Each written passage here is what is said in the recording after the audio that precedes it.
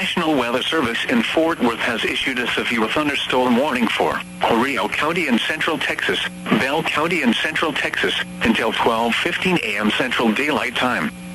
At 11:14 p.m. Central Daylight Time, severe thunderstorms were located along a line extending from Event to Copperas Cove, moving east at 35 miles per hour.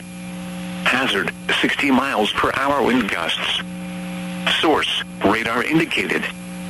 Impact, expects damage to roofs, siding, and trees. Locations impacted include Saline, Temple, Copperas Cove, Harker Heights, Belton, Gatesville, McGregor, Fort Hood, Nollenville, Morgan's Point Resort, Bartlett, Salado, Little River Academy, Holland, Event, Mother Neff State Park, Fort Gates, Oglesby, and South Mountain. This includes Interstate 35 between mile markers 278 and 298. For your protection, get inside a sturdy structure and stay away from windows.